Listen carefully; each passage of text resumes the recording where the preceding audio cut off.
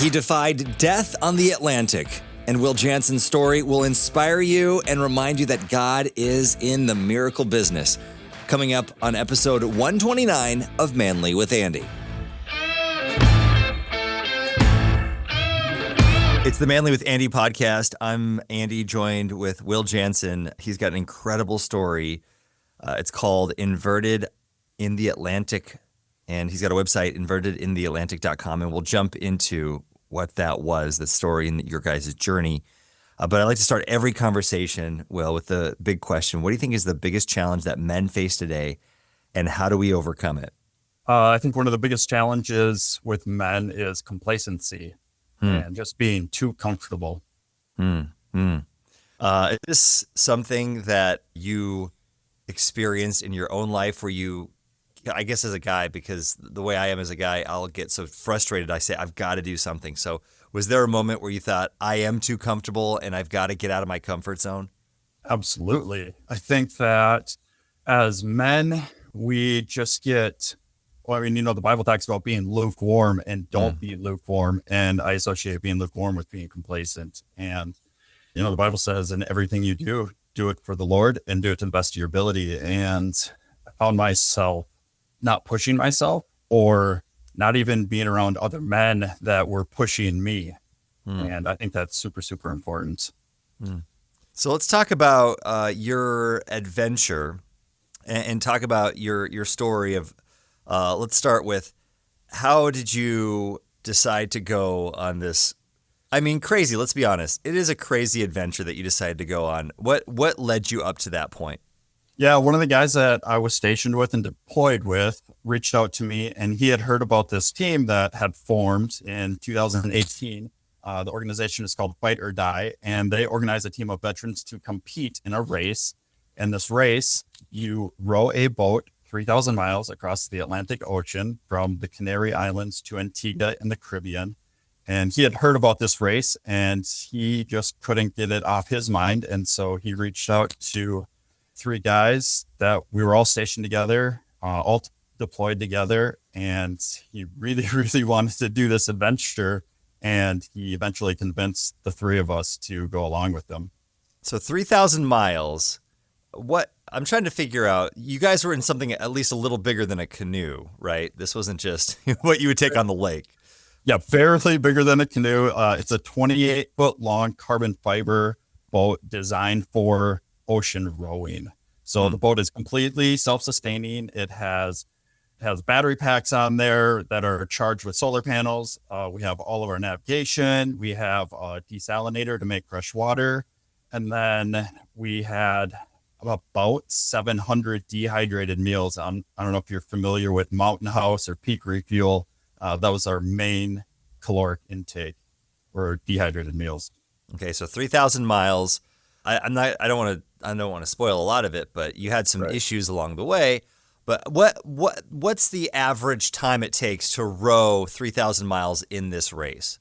A typical 4. So you could do the race as a solo, a pair, a 3, a 4, or a 5. And so we were a team of 4, and it takes between 40 and 50-ish days. The previous teams that had used the boat that we did, they had done it in 50 days. And so our goal was to do it under 50 days. Okay. What kind of training did you have to do to prepare for this? Yeah, so the race coordinators require that we have a certain amount of hours together as a team on the water. And that can be just rowing, or it can just be figuring out life on a boat, because that's a huge part of the whole situation. You're confined to this tiny space for up to 50 days, and just figuring out how to live and maneuver and eat and go to the bathroom and, do all that fun stuff. Yeah, I didn't think about that. So you said it's like a 28-foot long boat, and you said it's not much bigger than a canoe. Yeah, it's about 5 feet wide. Okay, so you and 3 other guys are on this boat. How did you figure out? Like, what were the challenges? How did you guys, did it bring you closer? Like, how did you figure out how to live together in such a small space? Yeah, you eventually just figure out, you learn little nuances of, there's 2 cabins, a cabin on each side of the boat, and we share one of the cabins with one other guy. And so we row in 2 hour shifts, 2 hours on, 2 hours off. And so while I'm off, my cabin mate is out rowing. And so you switch every 2 hours. And so you learn that you need to be clean. You learn you need to put your stuff away. You learn how to maneuver. All right, that's a big part of the deal is switching row positions the boat is, it's not a pontoon. It's not very stable. And so you need to figure out, well, when one guy goes this way, the other guy has to lean to one side. It's just a matter of doing it over and over and over again and making it very proficient. So you would do 2 hour shifts, and this is through the night, or would you take time at night to sleep? 24/7, 2 hours Really? on, 2 hours off. Yep. What did that do to your sleep schedule? I feel like that would just were you always tired? Oh, absolutely. You are always tired. And really in those 2 hours off, you have to eat, you have to fix whatever's broken, you have to go to the bathroom, other maintenance stuff. And so your 2 hours off is really only about 90 minutes of sleep. And that is all day long. Yeah, it's tough. It's really, really, really tough. This has got to be, I'm sure you're military. Was this tougher than anything you ever did in the military? Even, boot camp and... Oh, absolutely. Because I'm just thinking, if I row for about 10 minutes on a kayak, I'm tired. But to do it for 2 hours, only get to rest for 2 hours, and then have to go again, your muscles must have been just screaming. Yeah, after about 6 days, well, the first 6 days, your body's like, what is going on? Why are we doing this? This is ridiculous. And then by day 6, 7, your body's like, okay, we're still doing this. We can figure this out. And you get into a rhythm. You're never not tired. But also the other thing is it's not a sprint. It's a marathon. And so you're not rowing super, super hard, but it is a consistent pace. So I just have so many questions just about the process here before we even get into the story. So on average, how many miles, or I guess, whatever the mile equivalent did you guys... nautical miles? Yep. Yeah. So our goal was, I feel like that 50 to 75 miles a day was about what you wanted to do, rowing at about 2.5 to 3 knots. And even if you're doing a consistent 2.5 knots, and if you can bump that up to 2.8 knots, that 0.3 knots over several days cuts off time. It'll cut days off, your overall row. So we've established this is very tough, the toughest thing you've ever done in your life. And this is what I love about my podcast is that I get to talk to guys like you that, this is what guys do. We do hard things. Basically just to see if you can do them. I'm sure that was probably a lot of it for you and the guys, right? And I know a lot of it also is, connecting with these guys too. And I know you have a heart for, were they all guys that came from different military backgrounds? We were all, actually 2 of us, or 3 of us rather, were all stationed together in North Carolina. And then the 4th guy was with us in Iraq in 2008. And so you talk about training together, working together. We knew each other before this, but this really, what we were rowing for was to raise awareness for veterans' mental health, veteran suicide, and PTSD. And we were just trying to create awareness and trying to tell other veterans, hey, just get out of your comfort zone, take on an adventure, and do it with guys that are like-minded and who are going to push you as well.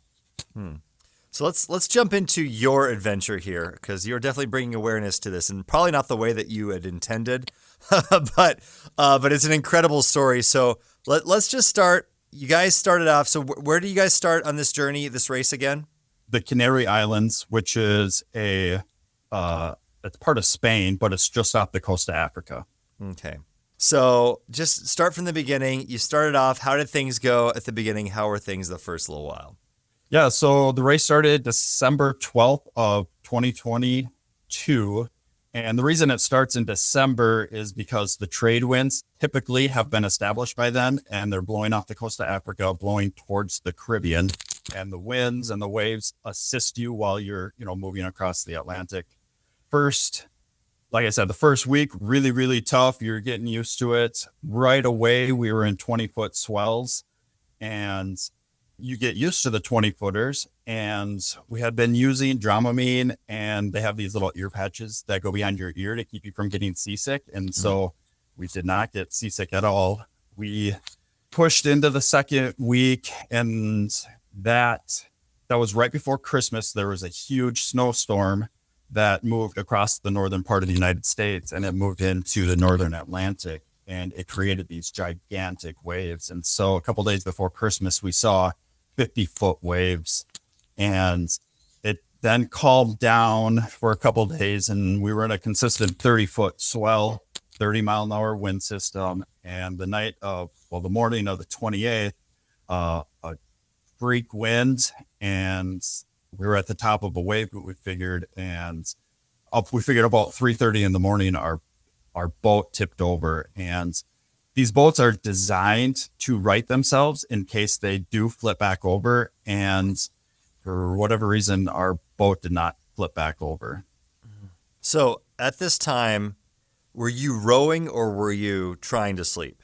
So I was on the deck rowing. Chad and I were on the deck, and whenever you're on the deck, it's required that you be harnessed to the boat because, like I said, if you're moving at, 3 knots or whatever, you can't turn the boat around to go back and pick up a guy if he goes overboard and he's not tethered to the boat. And so it's a requirement. You have to be tethered to the boat anytime you're out on deck.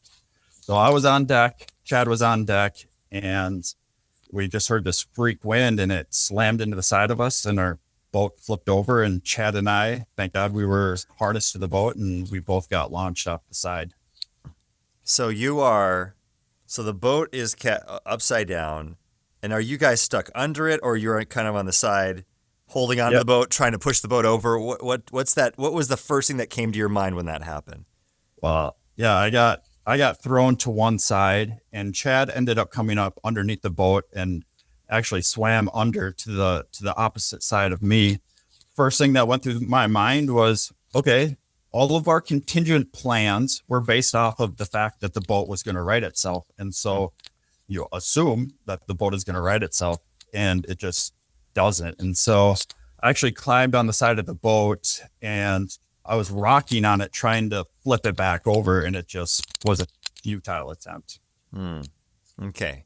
So you're trying to rock it back and forth, back over. And then what did you guys do next? What did you guys do about your cabin mates that are, trying to sleep or probably now awake and maybe, I don't know, or perhaps injured, right? I'm sure you're probably thinking that too, of like, I don't know if these guys if they're hurt because they just got turned upside down. They're not harnessed to anything. So then what happened next? Right. Well, since the boat wasn't righting itself, the next step is to get the life raft out and deploy the life raft. And the life raft had been strapped to the deck of our boat, but now that the boat is upside down, it's 70 pounds suspended overhead. And so Chad and I swam under the boat, got to the life raft. We ended up having to cut one of the lines to drop the life raft down, and we pushed it out to the side of our boat, and we deployed the life raft. Meanwhile, in my cabin, Tommy is gathering the things that we need, like a satellite phone, handheld GPS, VHF radio, and in the back cabin, there was a leak or something somewhere. And so the back cabin was actually filling up with water. And so while I was holding on to the life raft so it didn't drift away, Chad swam to the back of the boat and helped Nick get out of the cabin. But at this time, Chad's tether had actually got caught on something. And so he actually dropped his harness. So Chad is no longer tethered to the boat. And Nick, who was sleeping in the back cabin, came out not wearing his harness. So now we have 2 guys that are not tethered. We're still in 30-foot waves, and we're trying to get everybody into the life raft. So Nick gets to the life raft, and then he takes my place hanging onto the boat, and I swim back under, and the cabin that Tommy and I were in actually had a pump from the outside. so you can actually pump the water out. So I'm pumping water out, and like I said, Tommy's getting the things that he needs, and Chad is getting our emergency go bag, which was strapped to the outside of our boat. It had food rations, emergency water. It had a couple emergency location beacons. So he's working on that. He eventually gets the go bag off the boat. He gets into the life raft. But at some point in time, the knife that we had used to cut the life raft away from our boat, Chad had given it to Nick, who was in the life raft, and Nick had dropped the knife and actually punctured a hole in our life raft. So we have a hole in the life raft. Tommy is in the cabin getting the stuff that we need. We eventually get to the point where I just can't pump water anymore. And I say to Tommy, you got to come out. And so on the count of three, let's open up the hatch door. And I say to him, as soon as I open the door, reach out with your tether clip in your hand and I'll grab it and I'll hook you to the boat. So count to three, open up the hatch. Well, what happens when you open up the hatch door, the cabins actually fill even more with water. And so the boat actually sinks a little bit because the cabins are keeping the boat up and a little buoyant, but the cabins just fill with water. So now our 12 inches of headspace that we had to breathe in is actually now like 6. And so Tommy pops up in front of me. It's like, you got to get to the life raft, bud. And so he dives under, goes to the life raft. And when he dives under, I actually undo his tether from the boat and hook his tether to my tether. So now we're tethered together. And he dives under, gets to the life raft. Then I dive under and I get to the life raft. And we figured it had been about 45 minutes from capsize. So when I get into the life raft, but time slows way down in those type of situations. So at that time, we had no idea that it had been 45 minutes. I mean, I would have guessed 3 or something, but it's just one of those funny things that, happens in those situations. And the water temp, is it cold or 70-ish degrees? Okay. So not freezing, but still certainly hypothermia can set in over time. Okay, so you get everyone out of the boat, and so after this 45 minutes, are you guys all in the life raft now? Yep. So we're all in the life raft, and we have been told by the race coordinators to try to stay attached to your boat in whatever capacity. There's emergency water, there's our food rations on there, plus it's just a bigger target to see. And so we tied a line from the nose of our boat to our life raft, but our boat weighed, without us in it, about 1,500 pounds, and us in the life raft weighs 800-ish pounds. And between the wind and the waves, the line just eventually got super, super tight and it just snapped. And so the last we saw our boat, it was upside down, floating away from us. It's about 4:15-ish in the morning, pitch black. And we're stuck in a life raft and we're still in 30-foot swells.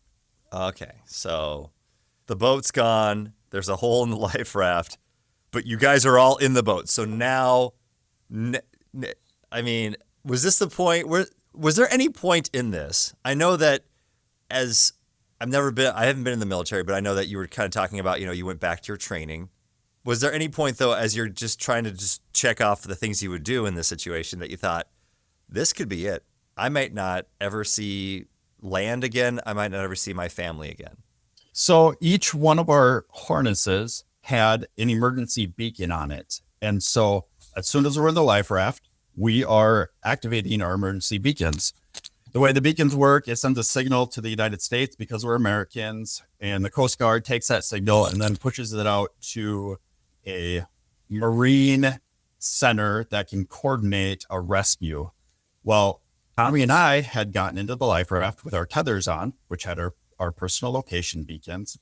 Chad and Nick did not have their harnesses, so that means they did not have their emergency beacons. So our fear was the people back home are actually seeing these beacons go off, and they're only seeing 2 of them, which would be really, really confusing to somebody back home. Well, the race coordinators had told us within 18 hours of an activation, somebody should have contacted you, or, there should be some type of rescue initiated. It's like you might not be saved, but within 18 hours, you should have some sort of rescue coordination going on. And we assumed that our beacons had gone through and the coordination of the rescue was being worked out. But what we know now is the beacon signals were essentially, there had been several accidental activations earlier in the past couple of days.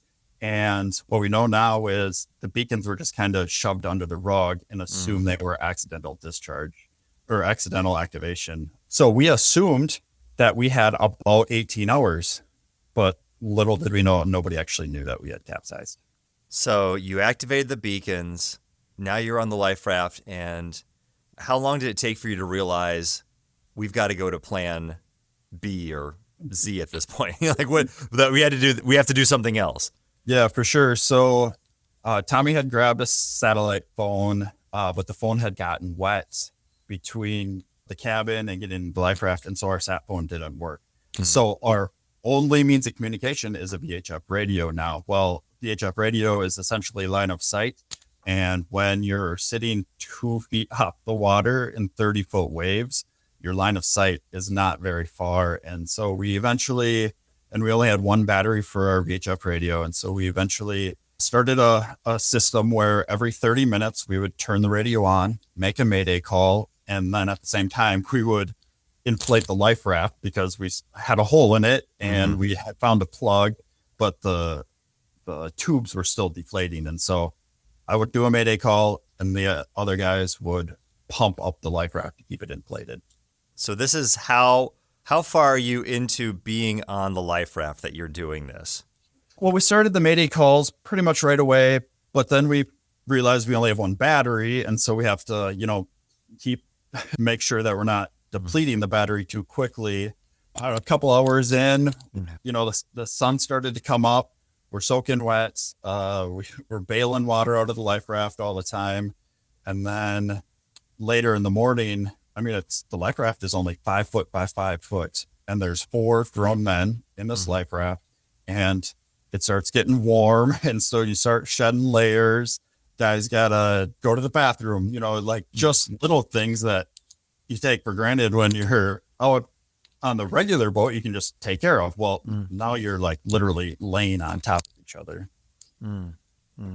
So did you have any idea whereabouts where you were near, I don't know, an island or anything like that, or where you just how close you could be to potential land? Yeah. So as soon as we got in the life raft, I pulled out the GPS and I marked our spot. So at least we knew where we were at. Not that it's super helpful, but later, we figured we were a couple 100 miles away from a group of island called Cape Verde, and that's off the coast of Africa as well. But with the amount of shipping traffic and just like the other boats in the area, we assumed that, somebody could hear our mayday call or, while with the beacons going off, they actually send that signal out to ships that could possibly be in the area, and then they would coordinate a rescue. But yeah, we had been, like I said, it got to, midday and it's getting hot in the life raft. And then it started to get later in the afternoon, and the sun started going down. And that's when it started getting really hard because no response on the mayday call, no response on the beacons, and it's starting to get dark. And that's when you start thinking, all right, we got to make it through this next night. And how are you going to do that? Okay. So nightfall. And how did you do that? Lots and lots of prayer. We actually had, as soon as we got on the life raft, we realized that my phone and Chad's phone still worked. And so right away we busted out my phone and we took just a short video, explaining what happened. And that's the same video that's on the documentary. Gosh, we prayed a lot. You start thinking about this could be it. The how are we going to make through the night? The life raft is deflating. I mean, there's definitely sharks out there, like four guys linked arms together, just bobbing around in the ocean. I mean, you're not going to last very long without a life raft even. So we started singing some church songs. One particular, Our God is a Awesome God. I mean, that we sang that a whole bunch. And since I had my phone, I had one song that I really, really, really wanted to listen to. And the song is Anchor by Skillet. And I don't know if you listen to that song, but when you're in the life raft in the middle of the ocean and stuff is really, really bad, that song hits different.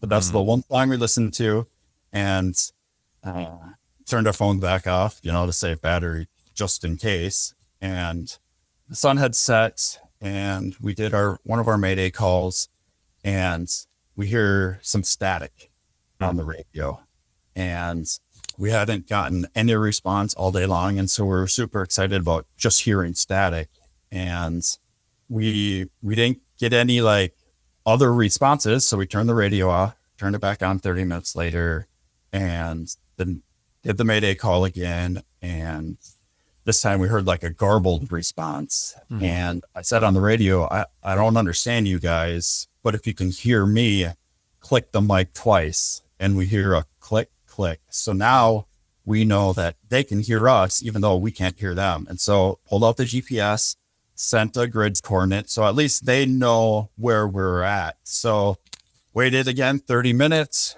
I don't think we got a response. Waited another 30 minutes. And eventually we could communicate with, it ended up being a ship, a 600-foot cargo ship that was receiving our transmission. And we later found that they were about 15 miles away when they heard our very first transmission. And I mean, we're still in 20-foot swells. And so I firmly believe that there were angels out there deflecting our signal to send our radio signal to that ship. There's absolutely no other explanation for that. So we start to communicate with them, and they eventually get to, I don't know, 6-7 miles away. And now we can actually communicate fairly well. And so I send another grid coordinate. So now they have two coordinates, and they know which direction we're traveling and how fast we're traveling. And it took about 2 to 3 hours, I think, for them to finally get close enough where we could hear them laying on their foghorn. And so we unzipped the life raft and we poked our head out, and we could see this great big ship lit up on the horizon. And I looked at the guys and I said, "That's a big ship." I mean, we had no idea if it was going to be a sailboat, if it was, a fishing vessel. And like I said, it was a 600-foot cargo ship that just happened to hear our distress signal. And they eventually got up right next to us. They threw us a line. We pulled up next to the ship, and they threw over a wooden rung rope ladder. And again, we're still in 20-foot swells, and it's about 9 o'clock at night now. And we got to climb up the side of this ship. We figured it was up 20 to 25 feet. We had to climb up the side with the ship rocking back and forth and the waves slamming into the life raft. And we eventually, all four of us, get onto the ship. But we get onto the ship, and the chief officer goes, "What are you guys doing out here?" Just absolutely mind boggled that there's 4 guys in a life raft, in the middle of nowhere. And we're like, "Well, we're rolling a boat, and, it capsized or whatever." And our first question is, where are we going? Right? We don't have passports. We don't have driver's license. We have literally nothing. And the chief officer, who is from Croatia, goes, "It's better you don't know." And we're like, "Oh no, we're going to Russia." And they give us these orange suits to wear, and we're never coming home. But come to find out, the ship, it was one of the very few ships that was traveling from South Africa to Montreal. So moving south to north through the Atlantic. And they had been, come to find out, they had been delayed a day at their last port, which put them within 15 miles of us. Otherwise, they would have been, if they weren't delayed, they would have been 200 miles away. But it just goes to show how God was working, even days before we even started the race, Mm. God had delayed that ship. So it was at the right spot at the right time. Like the number of miracles that God did that day, like absolutely unbelievable. I've got to know. I would love to know, what was that feeling when you finally climbed up that wooden ladder Mm-hmm. and you got on to the ship and you knew that the worst part was over? I mean, obviously relief. Once all four of us were on the ship, you realize, okay, well, now what? Now we got to figure out how we're getting home. And we had assumed that the ship had received our emergency signals. Well, we started asking questions, and that wasn't the case. So we go up to the bridge on the ship, and the captain's like, "We didn't get any distress signals." And we're like, "Well, that's super strange." So we got to make some phone calls, obviously. And the first phone call I make is to the president of Fight or Die at that time. He had been in communication with us, over the race. And I call him up, and he goes, well, he answers the phone because he didn't recognize the phone number. He goes, "Hello?" And I said, "Hey, it's Will." He's like, "How's the road going?" And we're like, "What do you mean, how's the road going? We're on a cargo ship. We've been in the life raft for 18 hours. What do you mean, how's it going?" And he's like, whoa, whoa, whoa, whoa. Like, what are you talking about? And that's when we realized that nobody knew we had capsized. Wow. So we were on the ship for 13 days, eventually got to Montreal, Canada. We had to go to the consulate, get emergency passports and all that. And that's where our wives met us in Montreal. But yeah, as soon as I talked to Evan, telling him, what happened, then we had to call our wives and say, "Hey, everybody's okay, but we're no longer on our boat. We're on a 600-foot ship." Did your wife say, "I told you so"? Because I'm guessing maybe she had, she may have had some thoughts of, "Are you sure you want to do this? It's really dangerous." My wife has been so extremely supportive through the whole thing, and I'm incredibly thankful for that. There weren't any "I told you so's," but there was a lot of crying, a lot of hugging. So. Yeah. So you make it back, you go through that whole administrative process, and now you're back in America. What would you want to share with people that have heard this story and just think, what did you take from all of this? Yeah, so like I said, we were rowing to raise awareness for veteran mental health, and we were hoping to just show other veterans, hey, this is possible. Well, we were hoping to heal some of our trauma, and we ended up coming back with more trauma than we left with. And I got home and I was talking to my wife, and like, I just don't know how to get through this. And she's like, "You've done this before. You've dealt with this trauma before, but now you just got to share it, right? Because if you don't share the experiences that you go through, then how does that help anybody else?" And in the long run, there were a lot of procedural and equipment things that needed to be addressed as far as both safety and taking care of, like the sat phone. The sat phone got wet, right? Well, how do you alleviate the sat phone from getting wet? So like one of the, maybe they should have another sat phone that's dedicated to just the life raft. Just like little equipment, things like that, where you share that type of stuff and it in the long run helps others. And so we went through this experience, and now we have a story to share, not with just veterans, but everybody, about this is the trauma we went through, and this is how we dealt with it, and this is how we can help people by going through it. Well, thanks so much for being here. And just real quick, just speaking more about veteran issues and mental health. For the vet that might be listening to this podcast, hearing your story, I know I got a lot of guys that listen. What would you say to them about their mental health? Talk to somebody. I think as men, we tend to not share our feelings or not reach out to other people. And there are a lot of people in our lives that are willing to listen. And all you have to do is reach out. And that goes for the opposite side too. Like if you know a veteran, hey, how you doing? Like reach out to them as well. It doesn't have to be, this thing where you have to take on yourself. It goes back to that group of men that can push you and you can push them and can hold each other accountable. And when, especially in these adventures that you can do, get out in the wilderness, take on these cool adventures. And that's where you start to bond and create those relationships. And that's where the healing is going to be. Weary, anxious, uninspired. Joy is closer than you think. And Walter Hill has some help for you from his book, Amazed Again, next week on Manly with Andy.